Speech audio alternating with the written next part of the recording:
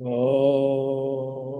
अज्ञानतिमिरान्धस्य ज्ञानाञ्जनशलाकया चक्षुरुन्मीलितं येन तस्मै श्रीगुरवे नमः।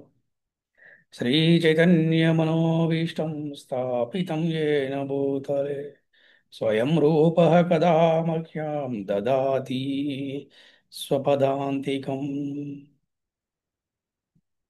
नमावो विष्णुपदाय कृष्णप्रेष्ठाय भूतले श्रीमते भक्तिवेदान्तस्वामिनिति नामिने। नमस्ते सरस्वतीदेवे गौरवाणी प्रचारिणे निर्विशेषा शून्यवादी पाश्चात्यते सदारिणे। जय श्री कृष्ण चैतन्य प्रभु नित्यानंद श्री अद्वैत गदाधर श्रीवासादि गौर भक्त वृंद। हरे कृष्णा हरे कृष्णा कृष्ण कृष्णा हरे हरे हरे हरे राम राम राम हरे हरे।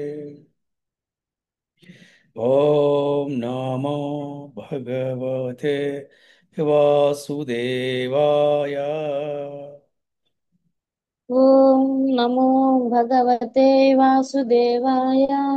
ओम नमो भगवते वासुदेवाय। ॐ नमो भगवते वासुदेवाय। ओम नमो भगवते वासुदेवाय। ॐ नमो भगवते वासुदेवाय। हरे कृष्ण। భక్తులందరికీ శ్రీకృష్ణ శుభమస్తు.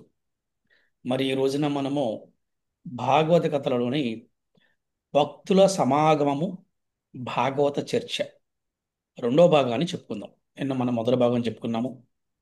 మొదటి భాగంలో భక్తుల సాంగత్యం గొప్పతనం ఏంటి, భాగవత చర్చ వల్ల లాభం ఏమిటి, మళ్ళీ అలాగే విదురుడు తీర్థయాత్రలకు వెళ్ళిపోవడానికి ప్రధానమైన కారణం ఏమిటి, విదురుడు ఉద్ధవుణ్ణి ఏ విధంగా కలుసుకున్నాడు, మరి ఉద్ధవుడు ఎవరు, ఇలాంటి విషయాలన్నీ కూడా మనం నిన్న చర్చించుకున్నాం. మరి ఈ రోజున రెండో భాగంలో ఉద్ధవుడు విదురుడికి ఎటువంటి విషయాలు, ఎటువంటి కృష్ణుడి లీలల్ని వర్ణించాడో ఇప్పుడు మనం తెలుసుకునే ప్రయత్నం చేద్దాం.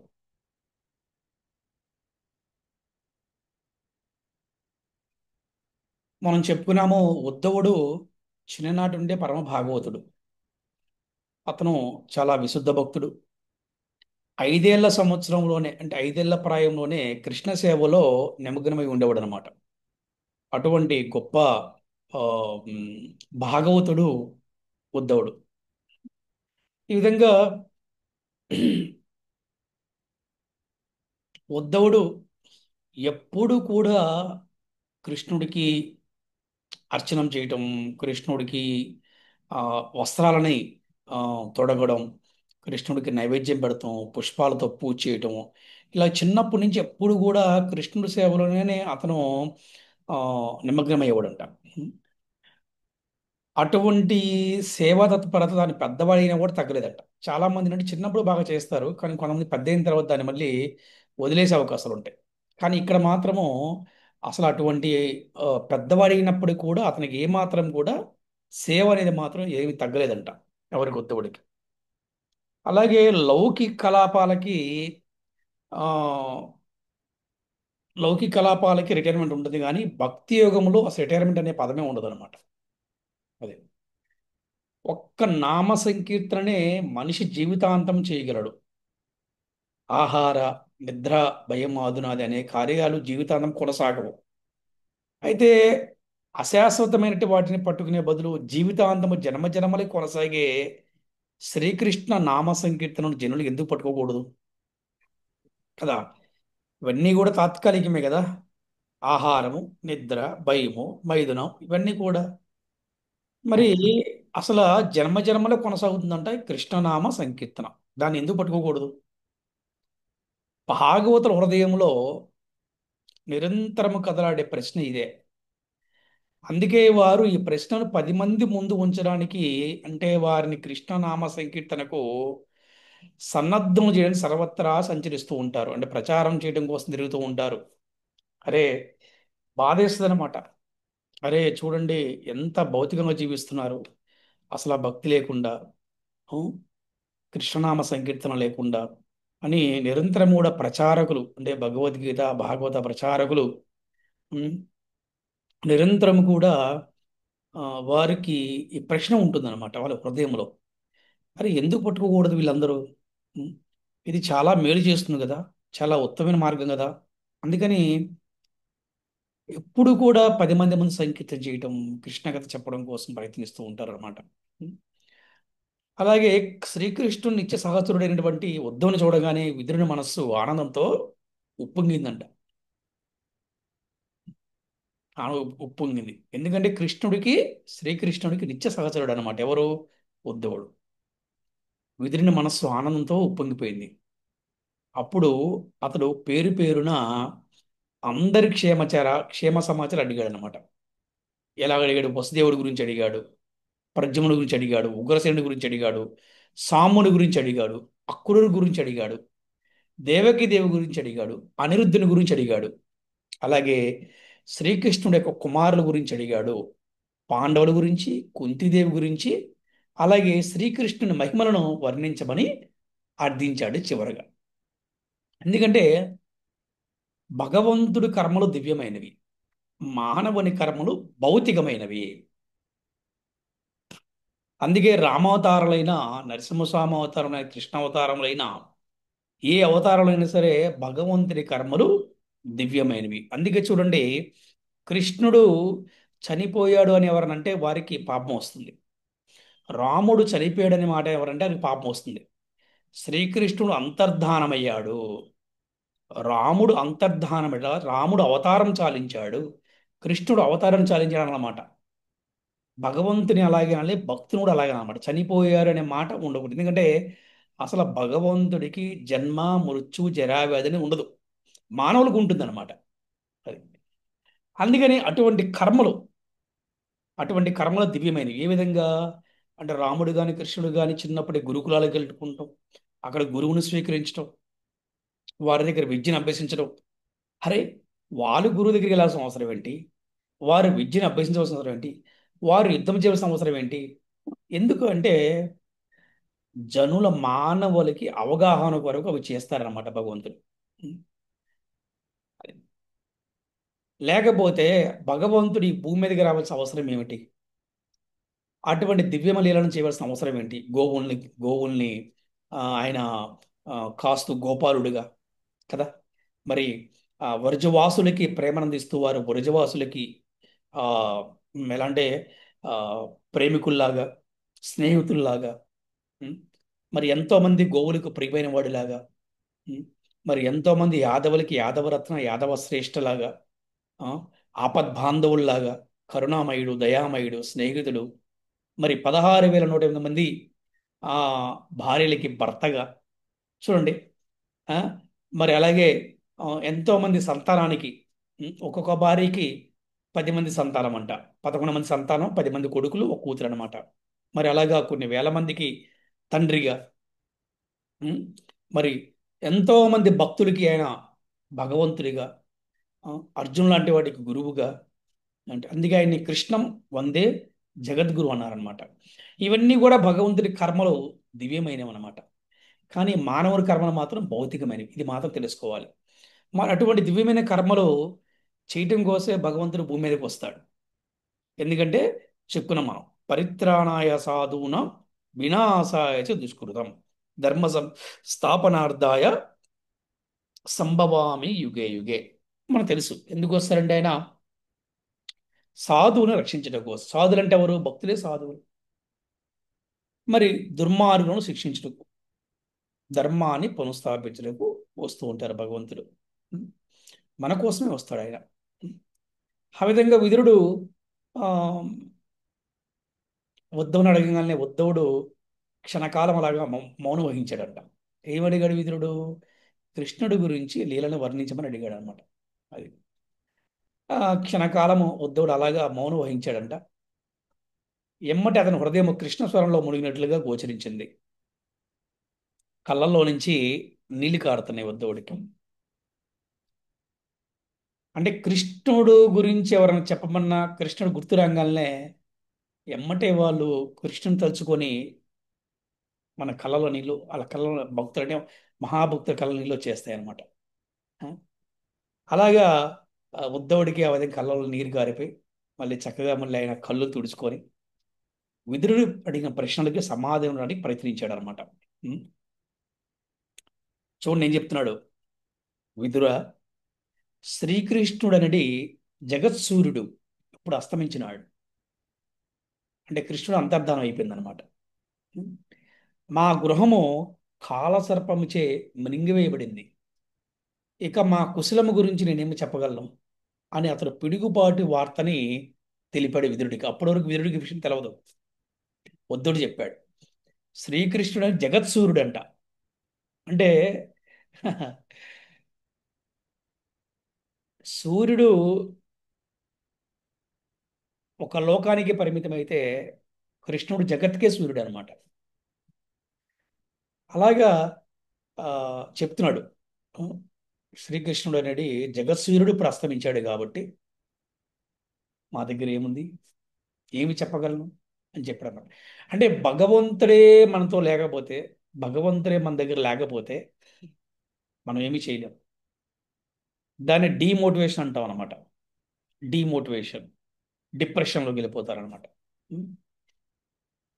అలాగే చెప్తున్నాడు విషము త్రాగించడానికి వచ్చిన పోతననే రాక్షసికి శ్రీకృష్ణుడుకి పాలు ఇవ్వడం, గోపాల గోవత్సంతో కలిసి యమునా తటమున సంచరించడం, ఆ, బాల్యోచిత కర్మలతో నందయశోదలను రంజింపజేయడం, కంసుని చేయి పంపబడిన దానమును సంహరించడం, ఉం, కాళీయుణ్ణి అణిచివేయడం, ఇంద్రుని పూజని ఆపించి ఆ తర్వాత ఇంద్రుని కోపం వలన కలిగిన ఎడతగిన వర్షము నుండి బృందాన వాసులను గోవర్ధన పర్వతాన్ని ఎత్తి రక్షించడము,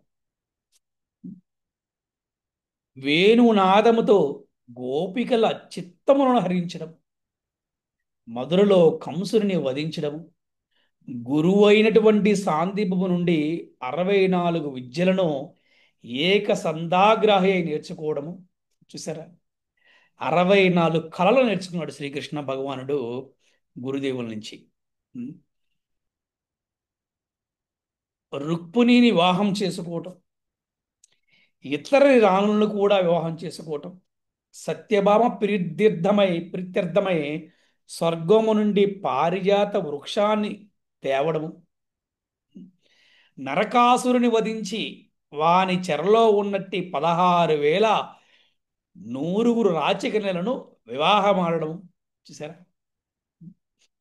కురుక్షేత్ర రణమున అధర్మయుతులైన రాజులను నిర్దింపజేయడము, ధర్మరాజుని సింహాసనం మీద కూర్చోబెడతాము, బ్రాహ్మణ శాపనపముతో ఎదుకులాన్ని నశింపజేయడం వంటి కృష్ణలీలను పలికాడనమాట. ఇదే భాగవత చర్చ. భక్తుల సమాగమంలో, భక్తుల సాంగత్యములో ఉదయించే భాగవత కథ ఇదే. ఇదొక్కటే భక్తుల సమాగమనానికి లక్షణము. ఈ విధంగా ఉద్ధవుడు కృష్ణలీలన్నింటినీ కూడా చర్చించాడు అనమాట కదా. మనం చూస్తే అన్ని ఇవే ఉంటాయి కదా. చూడండి ఎన్ని విషయాలు చెప్పారు చూడండి. ఆ? అంటే చాలా షార్ట్ కట్లో చాలా వివరంగా చెప్పాడు. ఒక ఓవర్ ఇచ్చాడు. పోతన అంటే కృష్ణుడు చిన్నప్పుడు పాల దగ్గర నుంచి చూసాడా, ఎదుకుల నాశనం వరకు అన్ని చక్క చక్క చక్క చక్క చెప్పుకొచ్చారు. చూసారా, అంటే ఎవరన్నా మన కృష్ణుడి గురించి చెప్పమంటే ఇలాంటి కథలు చెప్పాలన్నమాట. ఇటువంటి ఇళ్ళు చెప్పాలి. చెప్పటం వల్ల చెప్పిన వాడికి వినిన వాడికి కూడా ఆనందం వస్తుందండి, కళ్ళలో నీళ్ళు వస్తాయంట. ఈ విధంగా ఉద్ధవుడు కృష్ణలీలని కూడా ఆయన చర్చించాడు. ఎవరితోటి? విదురుడితోటి.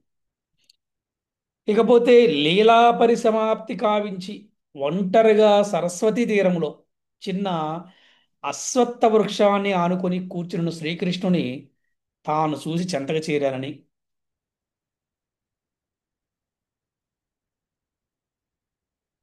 అంటే ఉద్ధవుడు చెప్తున్నాడు, అక్కడక అశ్వత్థ వృక్షానికి ఆనుకొని కృష్ణుని కూర్చున్నాడు. అప్పుడు నేను ఆయన దగ్గరికి వెళ్ళాను. అప్పుడు శ్రీకృష్ణుడు నాకు ఆదేశం ఇచ్చాడు. ఏమిటంటే బదరికాశ్రమానికి వెళ్ళి ఆ బదరికాద్రి ఆశ్రమానికి వెళ్ళమని చెప్పేసి ఆదేశం ఇచ్చాడని చెప్పాడు అనమాట. ఈ విధంగా శ్రీకృష్ణ ఉద్ధవులు చర్చించుకునే సమయంలోనే మైత్రేయుడు కూడా అక్కడికి వచ్చాడంట. మైత్రేయముని తర్వాత ఉద్ధవుని విన్నపం మేరకు శ్రీకృష్ణుడు వారికి తన దివ్యస్థితిని వివరించాడంట. ఆ తర్వాత ఉద్ధవుడు శ్రీకృష్ణుని ఆదేశానుసారము ఆ దేవదేవుని ప్రదక్షిణ నమస్కారం చేసి అక్కడి నుండి వెళ్ళిపోయాడు. ఆ విధంగా అతడు బదరికాశ్రమానికి వెళుతూ యమునా తటమునకు వచ్చినప్పుడు విదురుడు అతనిని కలుసుకున్నాడు.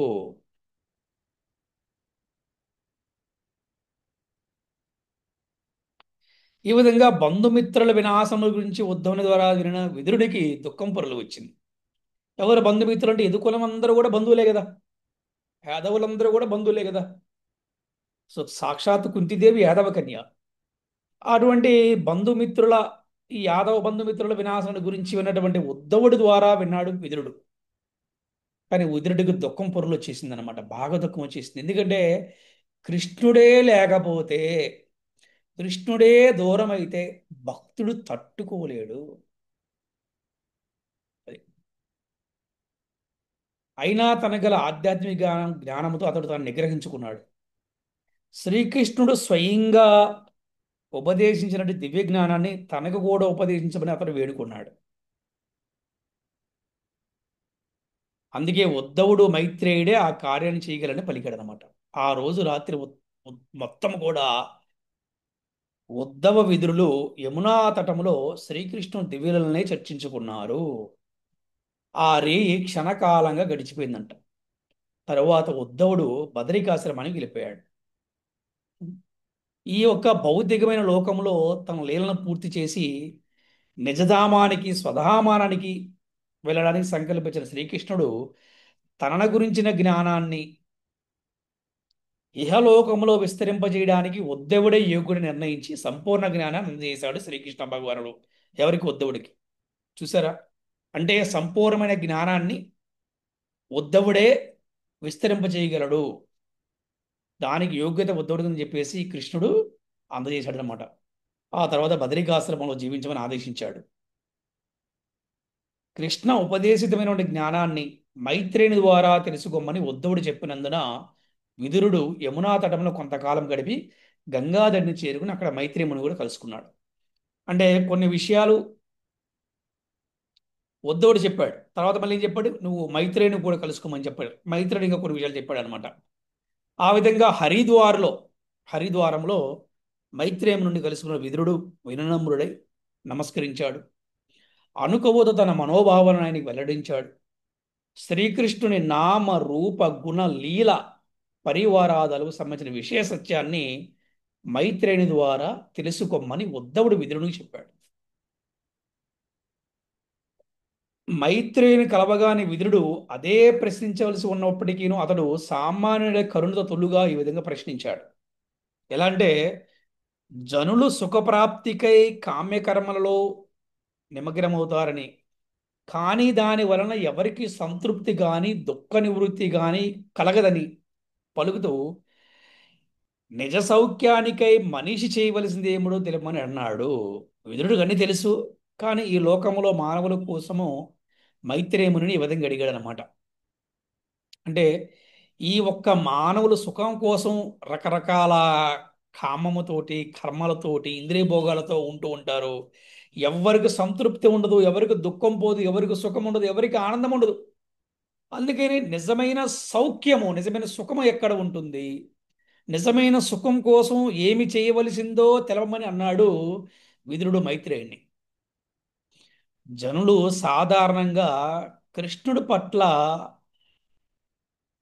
అంటే విముఖులై ఉంటారు. అంటే కృష్ణుడి గురించి తెలుసుకోలేకపోయి ఉంటారనమాట. అది కూడా కర్మ సిద్ధాంతం.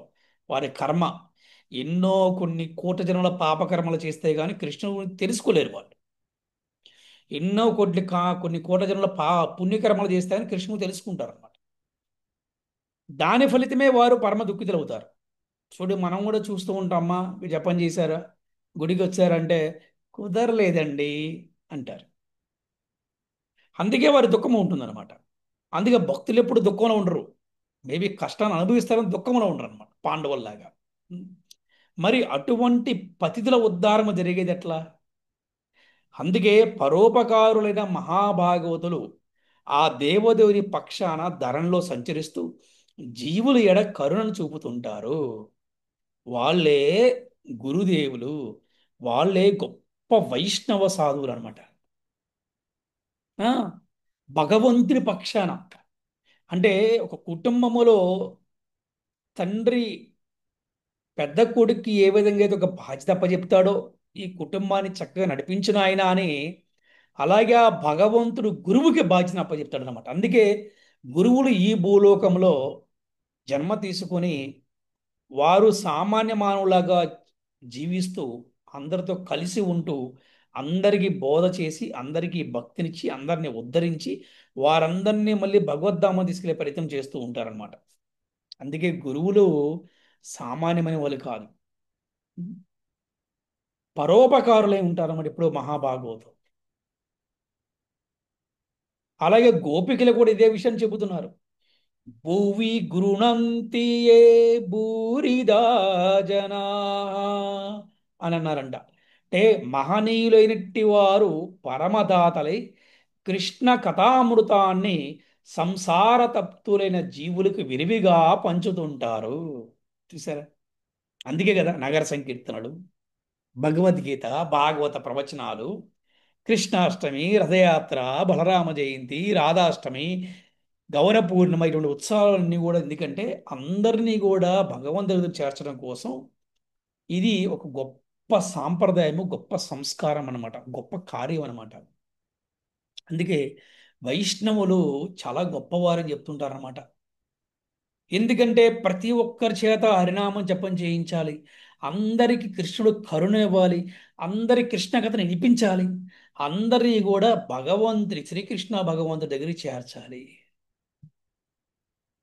ఇదే భాగవతుడి యొక్క హృదయం అంట. ఇదే భాగవతుడి యొక్క హృదయం అన్నమాట. ఎప్పుడు దయ, ప్రేమ, కరుణతో ఉంటారు. ఉం? ద్విజులు అంటే బ్రాహ్మణులు, గోవులు దేవతల రక్షణ కొరకు వివిధ అవతారాలను ధరించే దేవదేవుని దివ్యలీలను వినడంలో తనకు తనివి తీరదని మనస్సులోని మాటను చెప్పాడు. చూసారా? అలా ఉండాలి భక్తులంటే. విదురుడు ఉంటున్నాడు అనమాట. విదురుడు మైత్రేమునితో బ్రాహ్మణులను, గోవులను, దేవతలను రక్షణ కొరకు భగవంతుడు వివిధ అవతారం ధరిస్తూ ఉంటాడు కదా. అటువంటి దివ్యమైన లీలలు వినడంలో నాకు ఎప్పుడు కూడా అలసట రాదు అని విదురుడు మనసులో మాట చెప్పాడంట మైత్రేమునికి. నిజానికి కృష్ణ కథాశ్రవణం లేకుండా ఏ మానవుడు సంతృప్తి చెందగలడు చెప్పండి కదా. అందుకే భాగవత సప్తాహాలు ఎలాగ జరిగాయి అంటే ఒకప్పుడు అబ్బా ఏ ఊర్లో చూసినా భాగవత సప్తాహాలు జరిగాయి అనమాట. అఫ్ కోర్స్ ఇప్పుడు కూడా మన వారు బాగా ప్రచారం చేస్తున్నారు నిత్యం భాగవత సేవయ అని. ఇప్పుడు మనం జరుపుకునే ప్రోగ్రాం కూడా నిత్యం భాగవత సేవయే. ఉం? అందుకని కృష్ణ కథాశ్రవణం లేకుండా ఏ మానవుడు సంతృప్తి చెందగలడు చెప్పండి? సంతృప్తి చెందలేడు. కర్ణరంధ్రాలలో ప్రవేశించే కృష్ణ కథా విషయము సంసార బంధాలను క్షణంలో త్రింపివేస్తాయంట, క్షణంలో త్రింపివేస్తాయంట. మనం కోరుకుంటే, మనం ప్రార్థిస్తే. ఎవరిని అడగొచ్చు, అదేంటి ప్రభు మేము చాలా కాలం నుంచి వింటున్నాం కదా మా ఇంకా తెగలేదని చెప్పేసి. తెగాలని అనుకోవాలిగా మనసులో. ఆ, కరెక్టేనా? చెప్పండి. Yes, Prabhuji.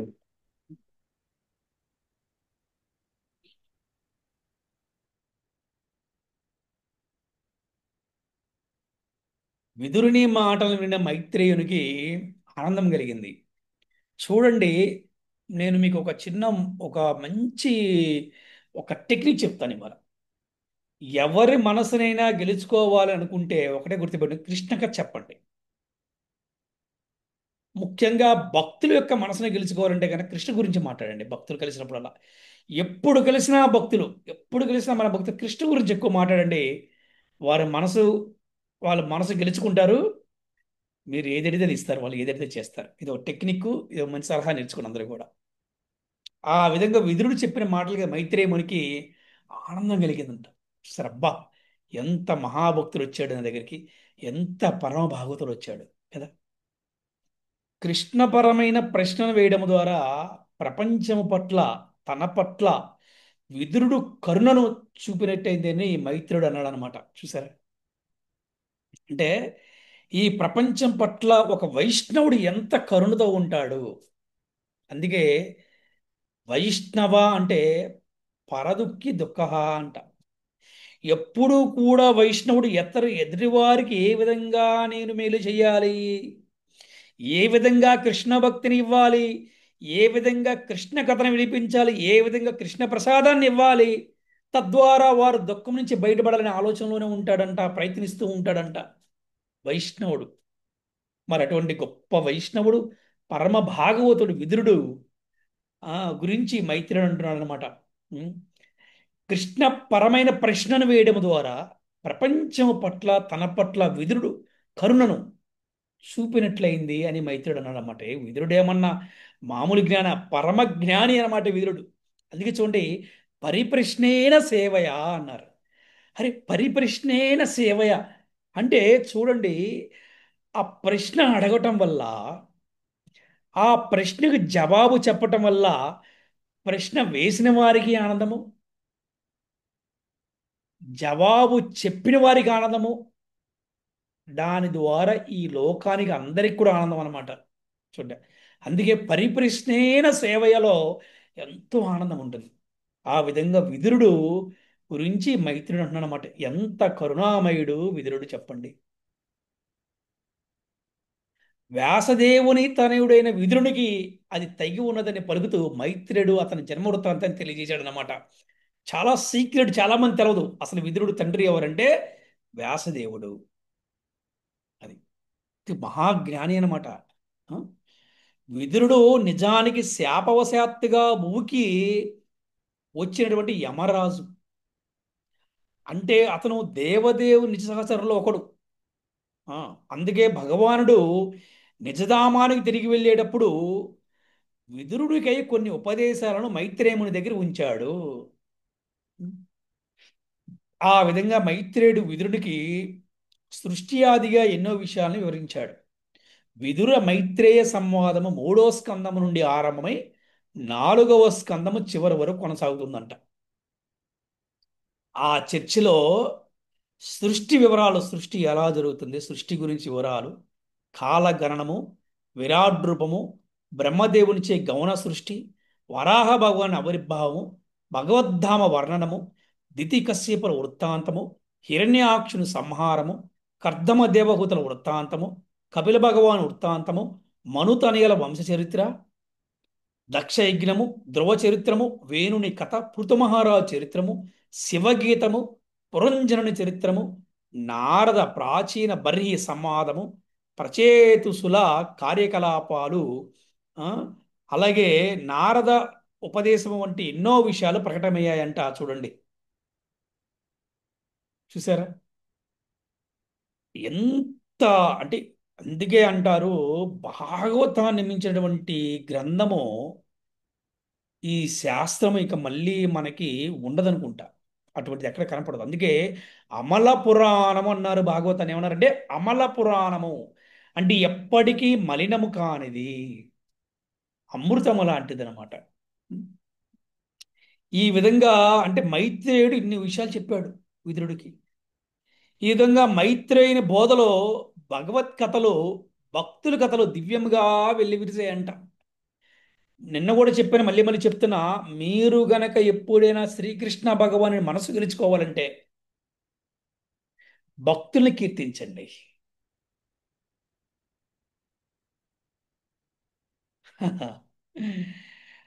అలాగే భక్తుల మనసు గెలుచుకోవాలంటే భగవంతుని కీర్తించండి. ఇస్కాన్ ఫౌండర్ ఆచార్య హిజ్ డివైన్ గ్రేస్ భక్తి వేదాంత స్వామి ప్రభుపాదకి జై. హిజ్ హోలీనెస్ భక్తి స్వరూప దామోదర స్వామి మహారాజ్ కి జై. హిజ్ హోలీనెస్ భక్తి వ్యాసదేవ స్వామి మహారాజ్ కి జై అన్నప్పుడు భగవంతుడు ఎంతో ఆనందపడతాడంట, ఎంతో సంతోషపడతాడంట. అబ్బా, చూడండి ఎంత బాగా ఆ, వారి జీవితాన్ని కృష్ణ భక్తి కోసం, ఈ ప్రపంచంలో బద్ధ జీవులను ఉద్ధరించడం కోసం ప్రచారం చేస్తూ కృష్ణ కథని, కృష్ణ భక్తిని అందరికి ఇవ్వటం కోసం వారి జీవితాల్ని త్యాగం చేశారే నా కోసం. నా భక్తుడు నా కోసం కుటుంబాన్ని, బంధువులని, స్నేహితులని అందరినీ కూడా వదులుకుంటాడు నా కోసం. అందుకే నా భక్తుడు అంటే నాకు అంత ఇష్టం అని చెప్తాడు శ్రీకృష్ణ. ఎస్, అంత ఇష్టం. ఎందుకంటే నా భక్తుడు నా కోసము బంధువుని వదులుకుంటాడు, కుటుంబాన్ని వదులుకుంటాడు. అందుకే భక్తుల్ని కీర్తిస్తే భగవంతుడికి చాలా ఇష్టం అంట. మరి ఇటువంటి భక్తులకి ఏమి ఇష్టం అంటే భగవంతుని కీర్తిస్తే ఇష్టం. శ్రీకృష్ణ భగవానికి జయ. ఇలాగా కృష్ణుడు లీలలు. భగవంతుడు ఎవరు? ఏకకాలంలో షడ్గుణ ఐశ్వర్యాలు కలిగిన వాడే భగవంతుడు అని ఒక్కొక్క గుణాన్ని వర్ణిస్తూ ఉంటే అబ్బా, భక్తుడు ఎంతో ఆనందపడిపోతారంట. ఈ ఫార్ములా గుర్తుపెట్టుకుని ఎప్పుడు కూడా, అందుకే భక్తులను ఎప్పుడు కూడా ఎవరు దూషించవద్దు. భక్తులు చాలా గొప్పవారు. అర్థమైందా? మనకి పరిచయం ఉంటుంది కదా, మన పరిచయం ఉన్నా పరిచయం లేకపోయినా కూడా భక్తులు అంటే చాలు, వారికి మనం ఒక నమస్కారం పెడతాం, వారిని గౌరవించటం, వారికి ఏదైనా అవసరం ఉండి తీర్చటం, ఇది చేస్తే గనక భగవంతుడు ఎంతో సంతోషపడతాడు అనమాట. శ్రీ చైతన్య మహాప్రభు చెప్పింది ఏంటి తెలుసా? మొట్టమొదటి సూత్రము వైష్ణవ సేవ. నోట్ దిస్ పాయింట్, అందరూ గుర్తుపెట్టుకోండి. చైతన్య మహాప్రభు సాక్షాత్తు భగవంతుడే. మొట్టమొదటి సూత్రం ఏంటంటే వైష్ణవ సేవ. ఇంతే. కృష్ణుడు ఎవరు దొరుకుతాడు అని చైతన్య మహాప్రభు చెప్పాడు. ఎవరు దొరికిపోతారంటే ఎవరైతే వైష్ణవుల సేవ చేస్తారో వారి కృష్ణుడు దొరికిపోతారంట.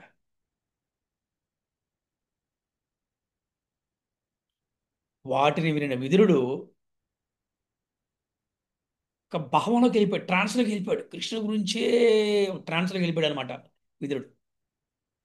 అలాగా కళ్ళల్లో ఆనంద బాష్పాలతోటి అతను వెంటనే మైత్రేయుని పాదాలెంపై పడి నమస్కరించాడంట.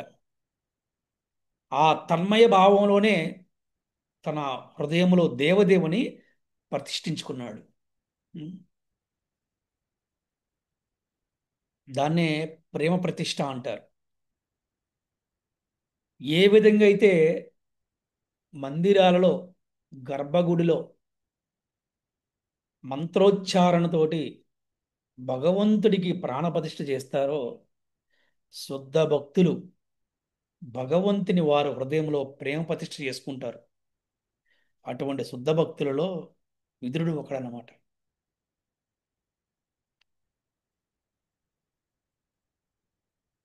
మైత్రేయ ముని యొక్క నిర్హేతుకమైనటువంటి కరుణ, అంటే అపారమైన కరుణ వలనే తనకు అంధకారమై జగత్తు నుండి బయటపడడానికి మోక్షపథం కల్పించిందని, ఆ మార్గంలో ప్రయాణించేవాడు భగవద్ధామని చేరుకుంటాడని విదురుడు అన్నాడు అనమాట. ఇదే కదా గౌరవం ఇవ్వటం, గౌరవం తీసుకుంటాం. అందుకే మీరు గమనించారు లేదో, నాతో పాటు బృందావనం వచ్చిన వాళ్ళు ఉన్నట్టున్నారు మన క్లాస్లో. మనం గమనిస్తే గనక మనం ప్రణామం చేస్తే వాళ్ళు కూడా మన ప్రణామం చేస్తారు. అది వైష్ణవత్వం. లేదు ప్రభు మీరు చాలా గొప్పవారు అంటే, లేదు ప్రభు మీరు ఇంకా గొప్పవారు ప్రభు అని చెప్పి అంటుంటారనమాట. అలాగే విదురుడు మహాజ్ఞాని, కానీ విదురుడు మైత్రేయుని గురించి గొప్ప చెప్తున్నాడు, మైత్రేయుడు విదురుని గొప్ప చెప్తున్నాడు అనమాట. ఇదే భక్తులకు గొప్ప లక్షణం, గొప్ప గుణం. దీన్నే దైవీ గుణం అంటారన్నమాట. గుర్తుపెట్టుకోవాలి. ఎటువంటి అసూయ లేదు, ఎటువంటి ద్వేషం లేదు.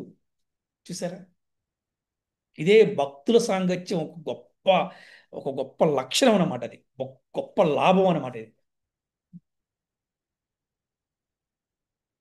తరువాత అతడు ఈ మైత్రేయ మునికి వందనం చేసి ఆయన నుండి అనుగ్రహం తీసుకొని, ఆయన ఏ ఏ రకంగా భౌతికమైనటువంటి ఆ, వ్యామోహం లేకుండా కేవలం బంధువులను చూడటం కోసం హస్తినాపురానికి వెళ్ళాడు. ఒక కారణం ఉంది. హస్తినాపురం ఎందుకు వెళ్ళాడు అంటే, తన అన్నయ్యలోని ధృతరాష్ట్రుణ్ణి మాయ నుంచి తొలగించి అతనికి కూడా మోక్షాన్ని కలిగించడం కోసం హస్తినాపురం బయలుదేరాడు విదురుడు అనమాట. ఎందుకు? ఆల్రెడీ అవమానించి పంపించేశారు కదా. కానీ ఒక వైష్ణవుడు ఎప్పుడు అవమానం గురించి పెద్ద లెక్క చేయడు. నేను ఏ విధంగా ఈ సమాజాన్ని మేలు చేయగలను అంతే. ఆ విధంగా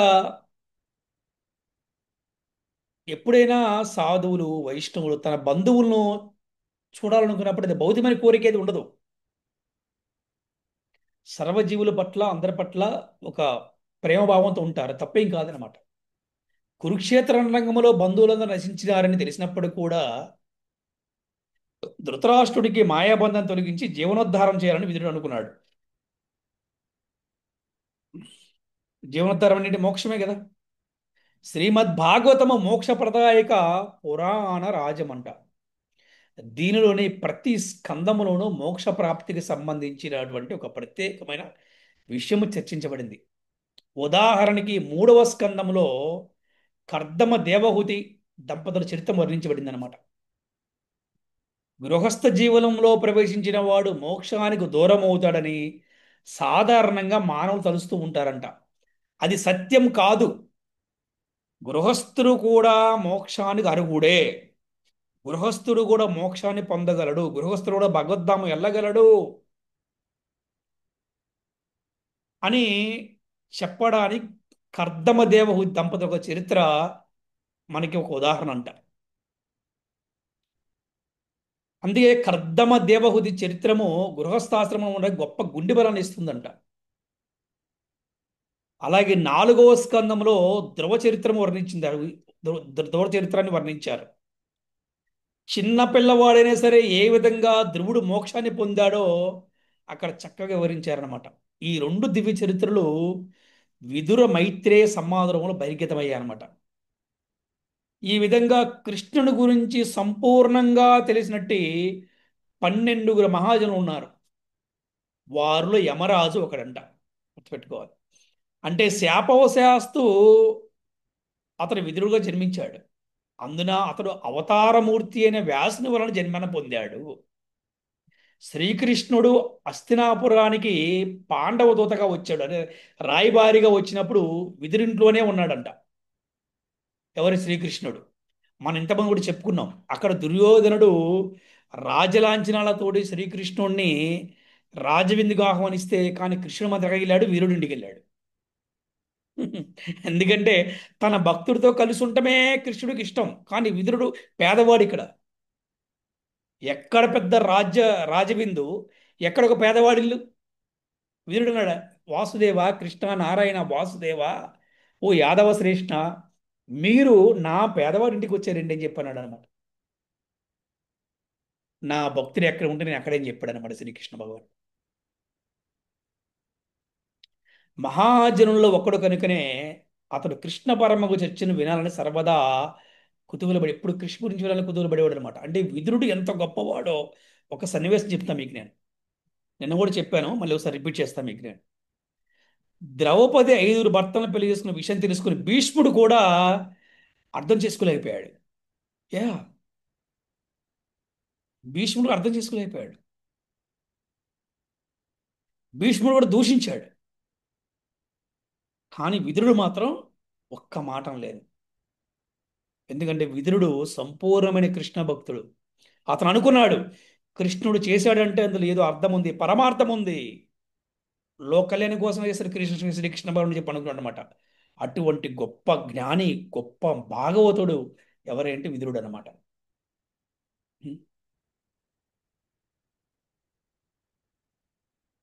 ఆ విధంగా ఉద్ధవ మైత్రేయులతోటి సాంగత్యం లభించింది ఎవరికి? విదురుడికి.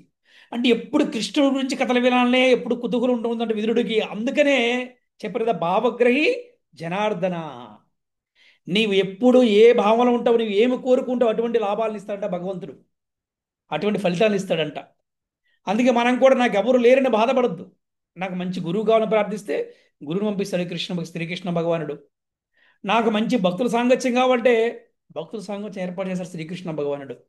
చూడండి, విదురుడికి అందుకే ఉద్ధవుడు, మైత్రేయుడు మహాభక్తుల సాంగత్యం లభించిందనమాట. ఉం? ఆ సాంగత్యంలో భగవత్ చర్చ, అంటే భాగవత చర్చ యథేచ్ఛగా జరిగి అందరి హృదయాలు కూడా ఆనంద పరవశం చెందాయంట. ఉం? ఈ విధంగా విదుర ఉద్వ సంవాదంలో కేవలం కృష్ణలీలలే చర్చించబడగా, విదుర మైత్రేయుడి యొక్క సంవాదంలో అనేకమైన ఇతర భగవలీలలు, భక్తుల మోక్ష ప్రాప్తి విషయాలు కూడా చర్చించబడ్డాయి. భాగవతంలో ఉండేవి భగవల్లీలలు, భక్తుల మోక్ష ప్రాప్తి కథలు మాత్రమే కదా.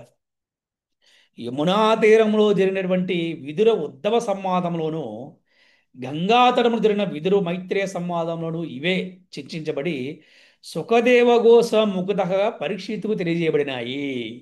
హరే కృష్ణ హరే కృష్ణ కృష్ణ కృష్ణ హరే హరే, హరే రామ రామ రామ హరే హరే. శ్రీల ప్రభుపాద की जय, శ్రీల గురుదేవ్ की जय, గ్రంథరాజ్ శ్రీమద్ భాగవతం की जय, సమవేత భక్త బృంద की जय. హరి హరి బోల్, హరే కృష్ణ.